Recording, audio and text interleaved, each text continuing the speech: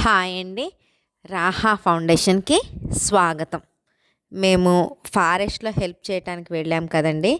అక్కడ వాళ్ళకి water facility కూడా లేదు.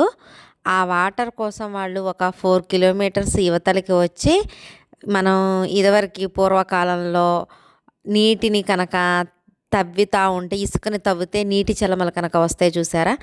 అలాగా ఆ వాటర్‌ని వాళ్ళు అట్లా ఇసుకని తవ్వేస్తే ఆ వాటర్ వస్తే ఆ వాటర్‌ని గాని వాళ్ళు యూజ్ చేసుకుంటారు.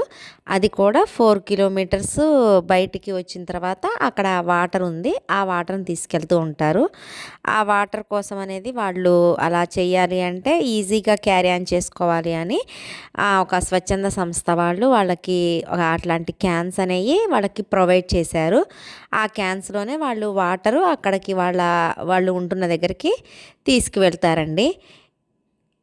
దీన్ని చివరి వరకు ఈ వీడియోని చూడండి. ఒక క్విజ్ అనేది ఉంది. దానొక ప్లాంట్ నేమ్ అనేది కూడా మీరు గెస్ చేసి చెప్పగలగాలి. పోతే ఇంకా ఈ ఫారెస్ట్‌లో మేము హెల్ప్ చేసిన వాళ్ళకి ఈ ఫ్యామిలీకి నలుగురు పిల్లలున్నారంట. ఆదిలక్ష్మి గారు వాళ్ళకి ఎలా మాట్లాడాలి ఏంటి అనేది ఎక్స్‌ప్లెయిన్ చేస్తున్నారు.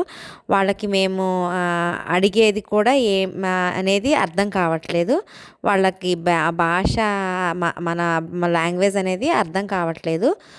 నాకు తెలిసి వాళ్ళది ట్రైబల్ లాంగ్వేజ్ అనుకుంటా. కొంచెం మాట్లాడటానికి కొద్దిగా ఇబ్బంది పడుతున్నట్టుగా ఉన్నారు. ఆదిలక్ష్మి గారు మరి మీకు ఏమేం సదుపాయాలు కావాలి, ఎవరికన్నా వచ్చినప్పుడు మీరు ఇలా చెయ్యాలి అని ఇలా మాట్లాడాలి అని చెప్తున్నారు. మీ పిల్లల్ని కూడా చదివించుకుంటే మీరు పడే కష్టాలనేది వాళ్ళ లైఫ్‌లో ఫేస్ చేయరు. మీరు ధైర్యంగా ఉండాలి. మీకు కావాల్సినవి ఏంటో ఏమేమి నీడ్స్ అనేవి మీకు కావాలో అని చెప్పి అడగాలి అని ఆదిలక్ష్మి గారు వాళ్ళకి ఎక్స్‌ప్లెయిన్ చేసి చెప్తున్నారు. అలాగే మేము హెల్ప్ చేసిన వాళ్ళందరికీ కూడా ఒక మొక్క అనేది ఇస్తున్నాం కదండీ! అది మొక్క కూడా ఇవ్వటం అనేది జరిగింది. మీరు ఏంటి హెల్ప్ చేస్తున్నారు, మొక్కలు అంటున్నారు, ఏంటేంటో అంటున్నారు అని చెప్పి అనుకుంటున్నారు. కాకపోతే నాకు మొక్కలనేది చిన్నప్పటి నుంచి చాలా అంటే చాలా ఇష్టమండి. ఇప్పుడు నౌ ఏ డేస్‌లో మనము అంతా కూడా అన్నీ డెవలప్‌మెంట్ లాగా ఉండి మొక్కలు అవన్నీ అనేది అంతరించిపోతూ ఉన్నాయి. ఎక్కడికక్కడ బిల్డింగ్స్ అనేది కట్టుకోవటము, నేల అనేది లేకపోవటం వల్ల కూడా బాగా మన క్లైమేట్ కూడా బాగా పొల్యూట్ అయిపోయింది. మన పిల్లలకి ఎంతో కొంత మనం అనేది వాళ్ళకి భవిష్యత్తు అనేది ఉంటుంది అన్న ఉద్దేశం మీద కొద్దిగా గ్రీనరీ పెంచాలి అన్న ఉద్దేశం మీద ఈ మొక్కల్ని నేను ప్రొవైడ్ చేయటం జరుగుతుందండి. ఒక 10 మొక్కలు పంచిపెట్టినప్పుడు కనీసం ఒక 2, 3 మొక్కలైనా బ్రతకకపోతాయా అని ఉద్దేశంతో ఇస్తున్నానండి మొక్కలనేది. మీకు కూడా ఇలా ఇంకా ఏదైనా ఇవ్వాలి, ఇంకా వేరే ఈ ప్రోగ్రామ్‌ని ఇలా కూడా ఇంకా వేరే కొత్త రకంగా ఎలాగైనా తీసుకువెళ్ళాలి అని మీకు కనుక అనిపించినట్లయితే కనుక మీ సలహాని మా కామెంట్ బాక్స్‌లో తెలియజేయండి. అన్నట్టు మర్చిపోయాను. లాస్ట్‌లో ఈ ఒక మొక్క అనేది మేము దాన్ని పెట్టడం జరిగిందండి.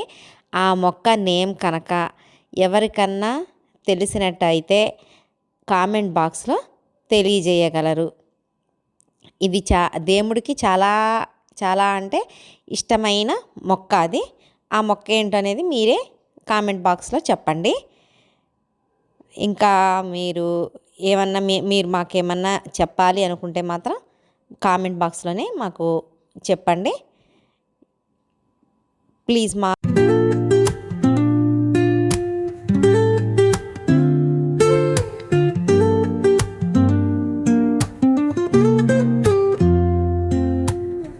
Woke up late, missed the morning glaze, but the sunlight hits in so many ways. Grabbed my shades and hit the streets, no plan, chasing vibes like seashells in the sand. Radio hums a tune I can't name, Crooked smiles crashing